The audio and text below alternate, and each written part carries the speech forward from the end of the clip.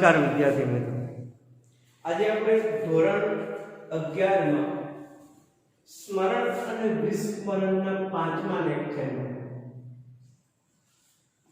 સ્મૃતિના પ્રકારો વિશે સમજૂતી મેળવી રહ્યા હતા. એની અંદર પહેલું સાંવેદનિક સ્મૃતિ વિશે આપણે અભ્યાસ કર્યો.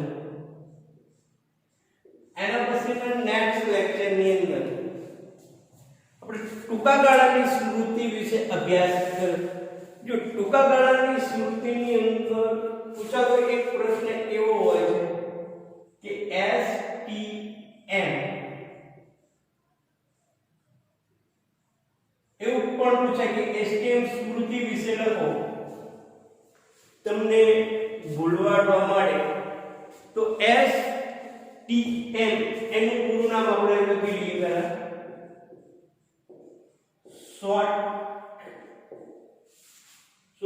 short term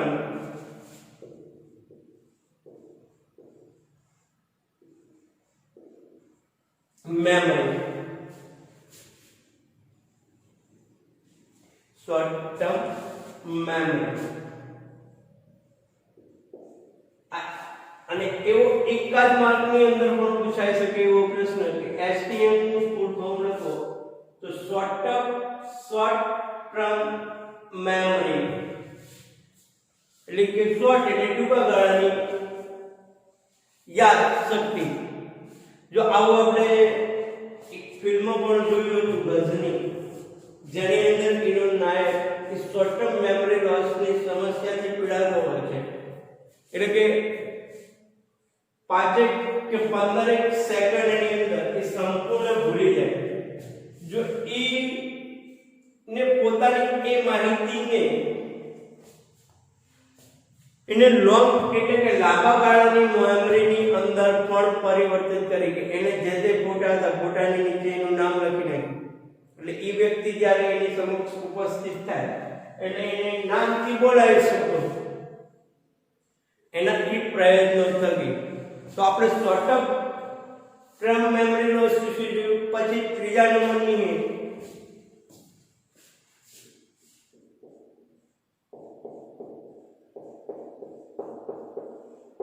લાંબા ગાળાની સ્મૃતિ.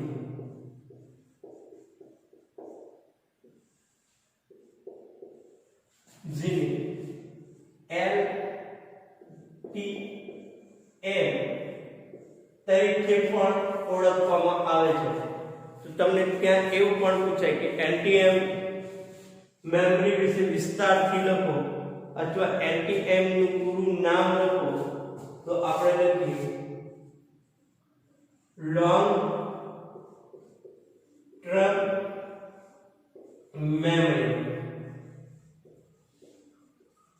So long term memory એટલે કે લાંબા ગાળાની સ્મૃતિ.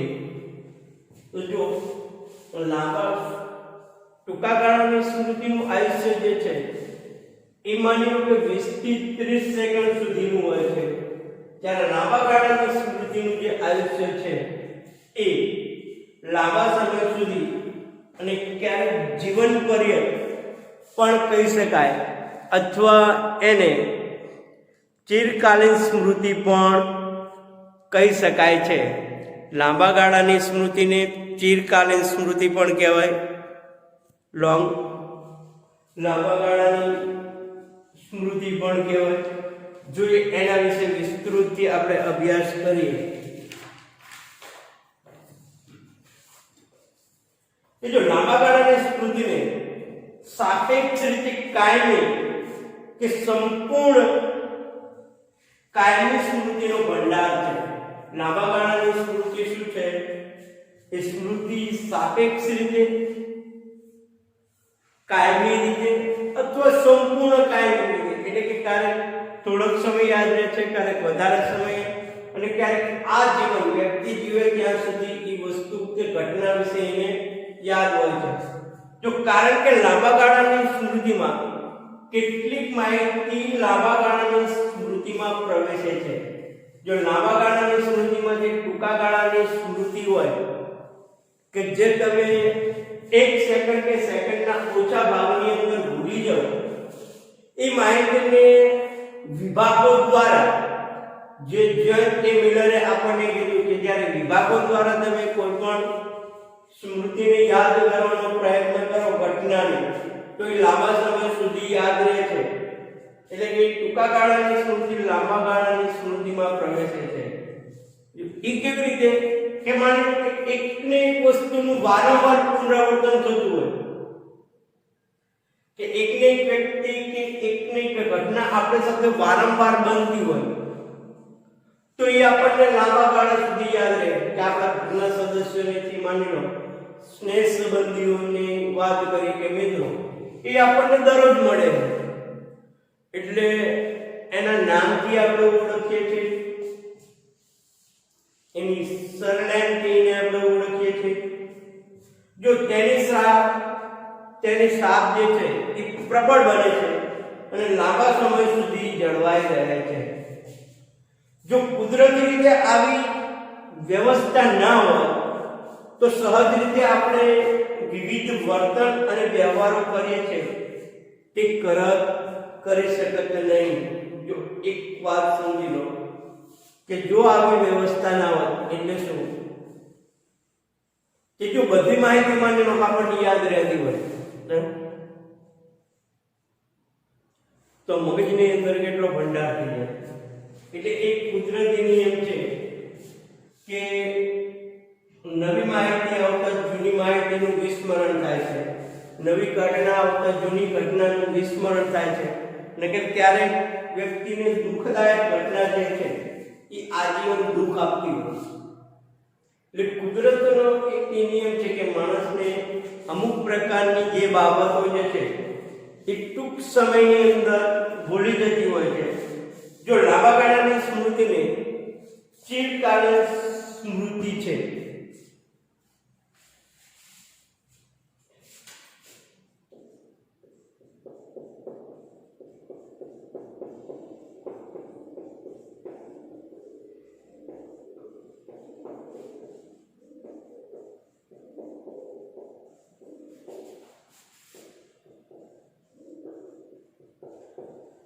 ચિરકાલીન એટલે કે લાંબો સમય સુધી યાદ રહે તેવું.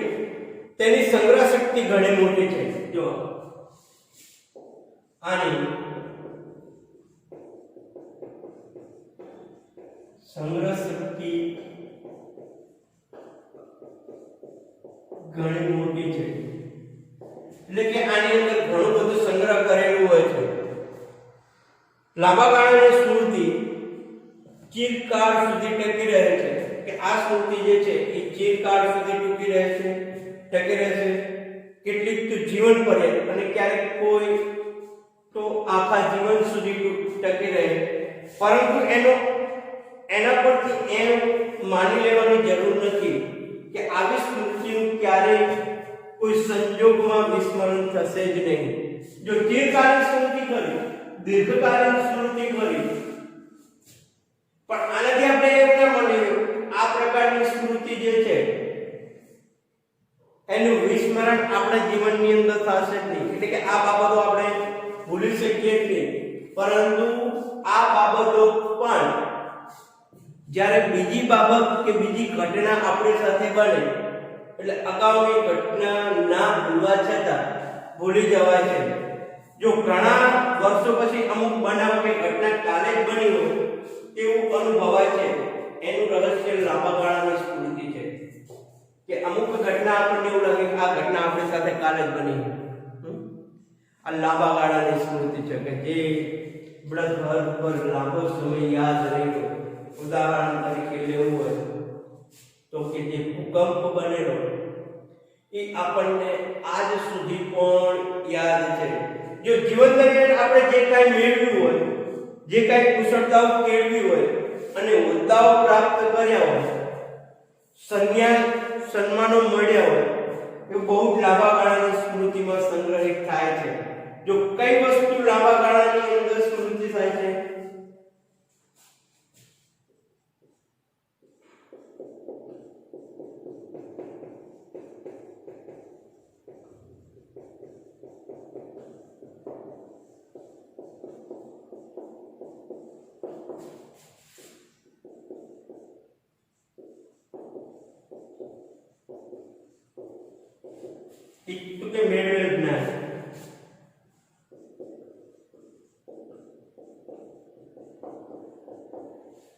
બીજું કુશળતા એટલે કે કૌશલ્ય સ્કિલ, પદ અને હોદ્દાઓ એટલે કે આપણે જે મેળવેલા પદ અને હોદ્દાઓ, સન્માન,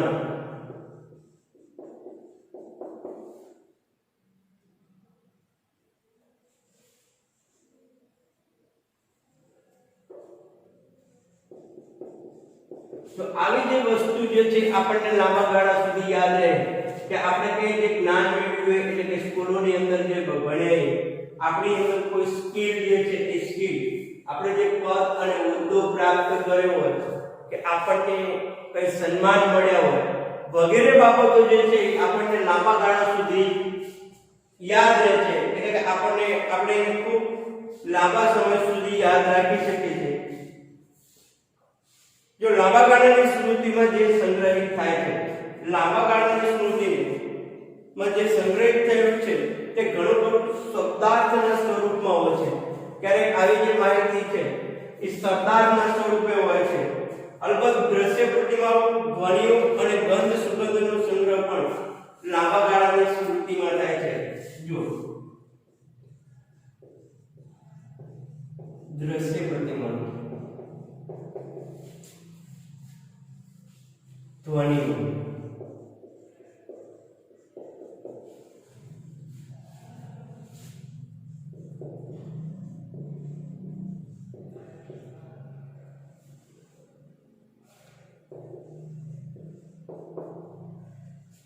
આપણે જે એકવાર આપણે જે દ્રશ્યો જોયા હોય એ જે દ્રશ્યો જ્યારે વારંવાર આપણને જોવા મળે તો એ લાંબા સમય સુધી યાદ રહે. એકને એક ગીત આપણે જો એક ફિલ્મની અંદર વારંવાર એક ફિલ્મ જોઈ કે એક ગીત સાંભળીએ કે કોઈ પણ સગા સંબંધીનો અવાજ આપણે વારંવાર સાંભળતા હોય તો એ જ વ્યક્તિ જ્યારે ઓરડાની અંદર બંધ ઓરડામાં પ્રવેશે તો પણ આપણે એનો અવાજ ઓળખી જઈએ. ગંધ અને સુગંધ એ પણ લાંબા ગાળાની સ્મૃતિની અંદર સંગ્રહિત થાય છે કે આવી વસ્તુઓનો પણ લાંબા ગાળાની સ્મૃતિની અંદર સમાવેશ કરી શકાય. જો મેળવેલું જ્ઞાનને, કુશળતાઓને, પદને, હોદ્દાઓને કે સન્માનને લાંબા ગાળાની સ્મૃતિમાં સમાવેશ કરાય. આ ઉપરાંત દ્રશ્ય પ્રતિમાનો હોય, ધ્વનિ પ્રતિમાનો હોય કે ગંધ સુગંધ પ્રતિમાનો હોય એને પણ લાંબા ગાળાની સ્મૃતિની અંદર સમાવેશ કરાય. હવે લાંબા ગાળાની સ્મૃતિ ના પ્રકારો, જો એક મનોવૈજ્ઞાનિક છે ટુલવિંગ, એને લાંબા ગાળાની સ્મૃતિને અમુક પ્રકારો પાડેલા છે.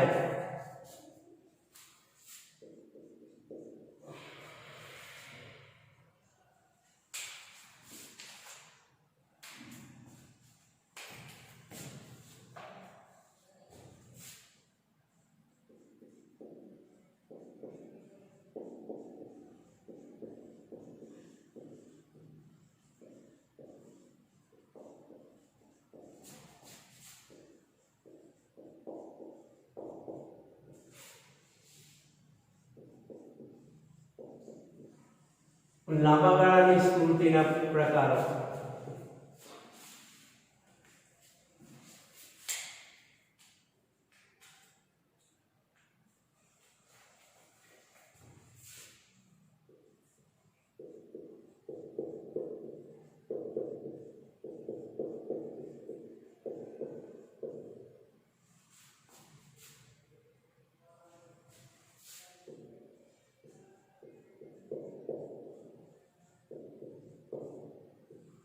ટુલવિંગ નામના મનોવૈજ્ઞાનિક જે છે એને લાંબા ગાળાની સ્મૃતિના 3 વિભાગોની અંદર વહેંચે છે.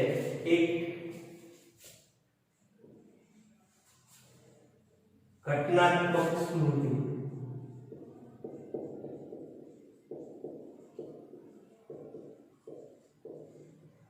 બીજું અર્થનાત્મક સ્મૃતિ,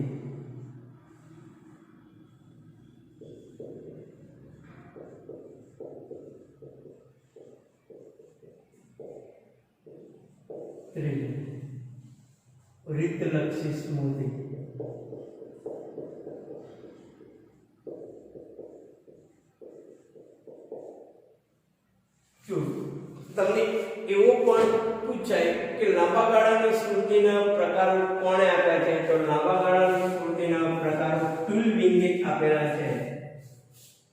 લાંબા ગાળાની સ્મૃતિના આ જે પ્રકારો જે છે એન ટુલવિંગે 1972 ની સાલની અંદર આપ્યા, જેને 3 વિભાગમાં વહેંચ્યા છે.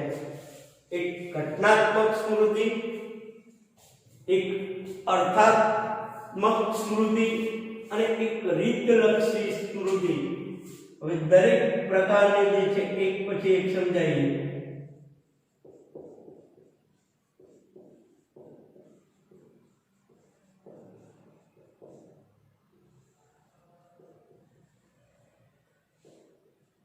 ઘટનાત્મક સ્મૃતિ કોને કહેવાય? કે જો આત્મકથાત્મક હકીકતો પુરવાર સંદર્ભ સાથે સમાવેશ થાય તેને ઘટનાત્મક સ્મૃતિ કહે છે. શેની સાથે? કે આત્મકથાત્મક હકીકતો,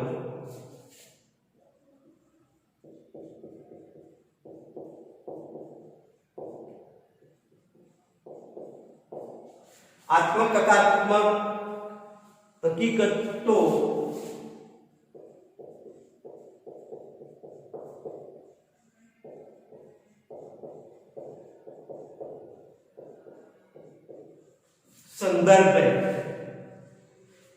સંદર્ભ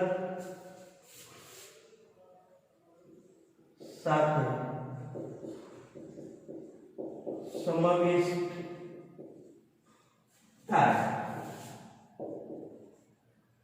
તેને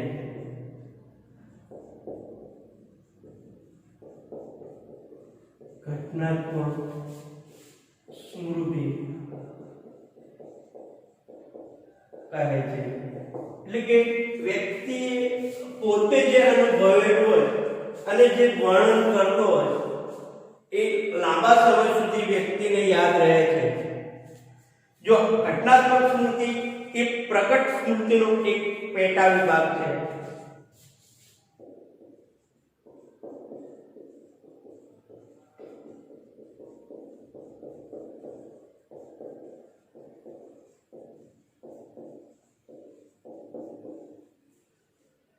ઘટનાત્મક સ્મૃતિ જે છે એ પ્રગટ સ્મૃતિ કે આપણને જે પ્રગટ થાય છે એ સ્મૃતિનો એક પેટા પ્રકાર છે.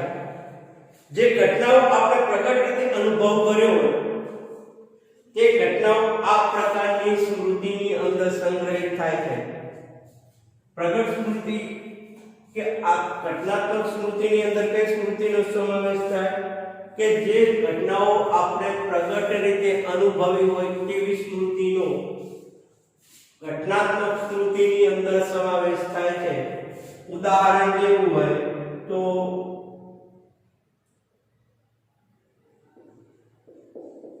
આબુનો પ્રવાસ, કે કોઈ પણ સ્થળો ઉપર જ્યારે તમે ફરવા ગયા હોય અને એ સમયે તમે જે મોજ મસ્તી કરી હોય એ લાંબા સમય સુધી યાદ રહે છે.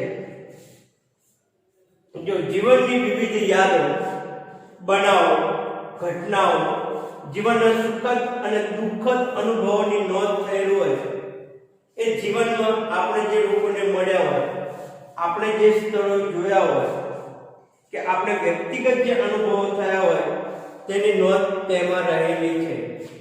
એટલે આપણે વાત કરી કે ઘટનાત્મક સ્મૃતિની અંદર કોનો સમાવેશ થાય?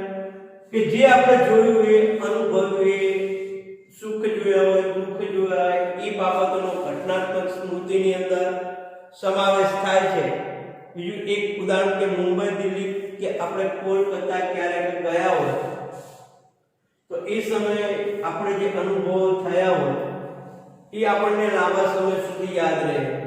એને ઘટનાત્મક સ્મૃતિ કે આપણે જે ઘટનાઓ જોયું હોય કે જે વસ્તુ જોયું હોય એની અંદર સમાવેશ થાય. પછી આપણે કોઈના લગ્નની અંદર ગયા હોય એનો પણ ઘટનાત્મક સ્મૃતિ કહેવાય. એટલે કે આપણે ગમે તે બહાર ફરવા ગયા હોય તો ગામડે કો, શહેર કો, વિદેશમાં કો, કોઈ વ્યક્તિને આપણે મળ્યા હોય અને આપણને જે અનુભવો થયા હોય એ અનુભવોનો સમાવેશ ઘટનાત્મક સ્મૃતિની અંદર થાય છે. બીજો પ્રકાર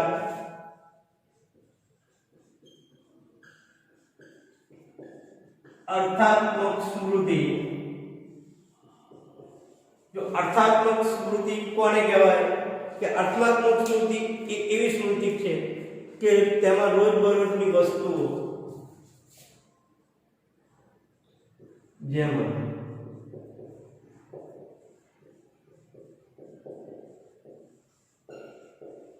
વસ્તુ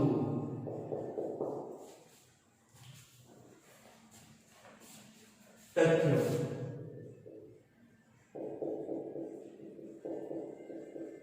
સામગ્રી અને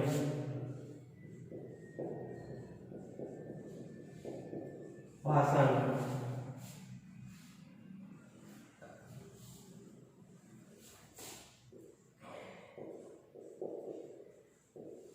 વિશેનું એક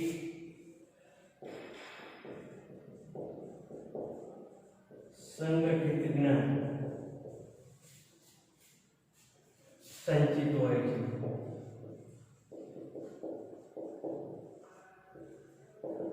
અર્થનાત્મક સ્મૃતિ એટલે કે જે વસ્તુનો કોઈ અર્થ હોય, કોઈ સારા તથ્યો હોય, સારી સામગ્રીઓ હોય કે ભાષાઓ હોય, એ જે આપણને લાંબા સમય સુધી યાદ રહે છે એનો સમાવેશ અર્થાત્મક સ્મૃતિની અંદર થાય છે, જે તેને સામાન્ય જ્ઞાનની સંગઠિત સ્મૃતિ પણ કહેવાય છે. અને સામાન્ય જ્ઞાનની સંગઠિત સ્મૃતિ કે આપણે જે સામાન્ય જ્ઞાન પ્રાપ્ત કરીએ એને અર્થાત્મક સ્મૃતિ પણ કહી શકાય. એટલે કે જનરલ નોલેજ ની વાત કરી કે જે ભાષાના રૂપની અંદર પણ હોય.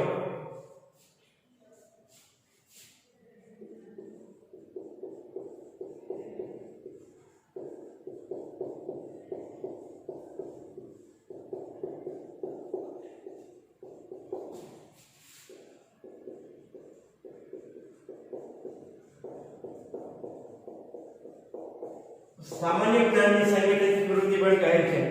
આથી તેને સામાન્ય સ્મૃતિ પણ કહેવાય અને સામાન્ય સ્મૃતિ પણ કહી શકાય છે.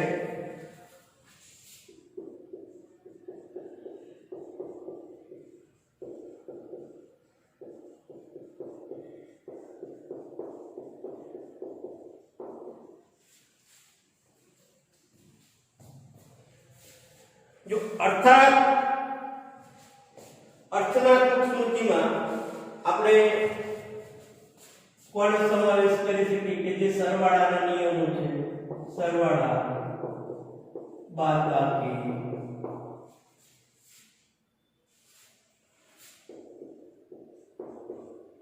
ભાગાકાર, ગુણાકાર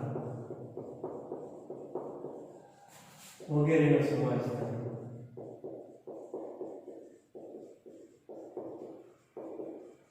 આનો જવાબ ચોક્કસ હોય છે. આ સામગ્રી છે, આ એક ગાણિતિક નિયમ છે. એટલે આ સૂત્રોની સરળતાથી સમજ મળે. એ જ રીતે ધાર્મિક ચિહ્નો, જો ધાર્મિક ચિહ્નો ધારો કે જે ધાર્મિક ચિહ્નો જોઈને આપણે કહી દઈએ કે આ ચિહ્ન આ ધર્મનું છે, એ પણ જાણી શકાય છે. પણ વિવિધ દેશના રાષ્ટ્રધ્વજ,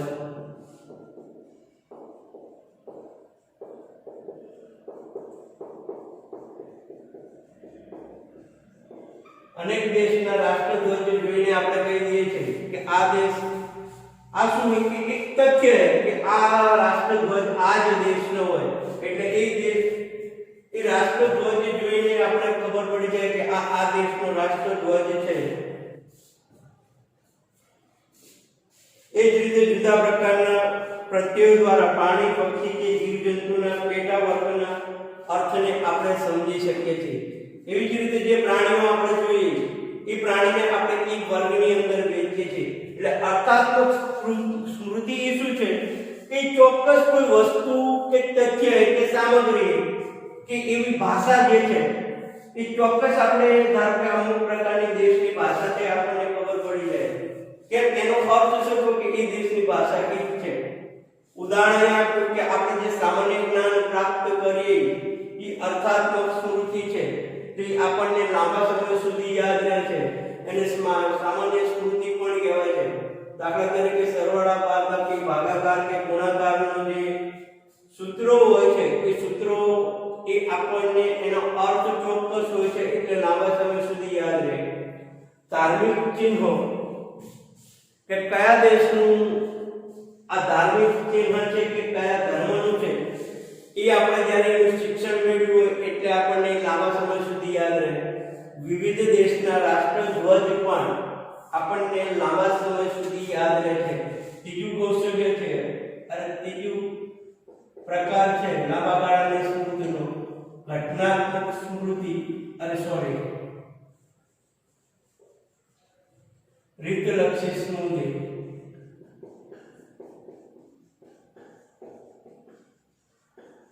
જો રીતલક્ષી સ્મૃતિ જે છે એ આપણી કૌશલ્ય આધારિત છે. ઉદાહરણ તરીકે આપણે જે લેવું હોય કે સ્કૂલ દરમિયાન આપણે સાયકલ ચલાવતા શીખ્યા હોય તો આપણે આ જીવન સાયકલ ચલાવવાનું ભૂલી નથી જતા. એમ જે છોકરીઓ નાનપણની અંદર રોટલી બનાવતા શીખી હોય એ એને લાંબા સમય સુધી યાદ રહે છે. એટલે રીતલક્ષી સ્મૃતિ એ પણ એની લાંબા ગાળાની સ્મૃતિ અંદર વાત. જો ઘટના સ્મૃતિ જે છે એની અંદર આપણા જીવનની અંદર જે બનેલી ઘટના હોય કે પ્રસંગો હોય એ આપણને લાંબા સમય સુધી યાદ રહે. અર્થાત્મક સ્મૃતિની અંદર શું કે જેનું આપણે શિક્ષણ મેળવ્યું હોય, ધારો કે ભાષા સામગ્રી જે આજીવન તથ્યો છે કે જે સાચી બાબત છે, ધર્મના ચિહ્નો કે એવી કે જેનું આપણે શિક્ષણ મેળવ્યું એ લાંબા સમય સુધી યાદ. રીતલક્ષી સ્મૃતિ જે છે એ આપણા કૌશલ્ય ઉપર આધારિત છે. એની એક વાત કરીએ તો રીતલક્ષી સ્મૃતિની અંદર કઈ વસ્તુનો સમાવેશ થાય તો કે રીતલક્ષી સ્મૃતિ એ એક પ્રકારની કૌશલ્ય શક્તિને પ્રગટ કરે છે જેમાં આપણે ભૂતકાળમાં કોઈ પણ વસ્તુ શીખ્યા હોય તે આપણને જીવન પર્યંત યાદ રહે છે. જેમ કે શાળાએ જતા શીખેલી સાયકલ આપણને કાયમ માટે ચલાવતા આવડે છે. એવી જ રીતે કાર, સ્કૂટર, કમ્પ્યુટર આપણે એકવાર શીખ્યા હોય તો એ લાંબા સમય સુધી યાદ રહે છે. આને કૌશલ્ય સ્મૃતિ પણ કહેવાય છે.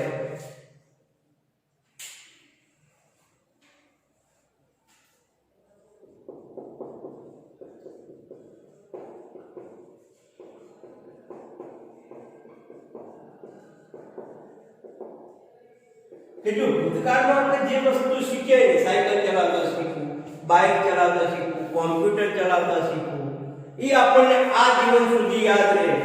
એ આપણું કૌશલ્ય આધારિત છે. એટલે લાંબા ગાળાની સ્મૃતિના ત્રણ પ્રકાર છે: ઘટનાત્મક સ્મૃતિ, અર્થાત્મક, રીતલક્ષી સ્મૃતિ. ઘટનાત્મક સ્મૃતિ એ ઘટના સાથે સંકળાયેલી છે. અર્થાત્મક સ્મૃતિ એ કોઈ પણ વસ્તુ, તથ્યો, સામગ્રીઓ છે અને ભાષાઓ છે જેની અંદર રાષ્ટ્રધ્વજના ચિહ્નો આવે, ધાર્મિક ચિહ્નો આવે, ભાગાકાર સરવાળાના નિયમો આવે.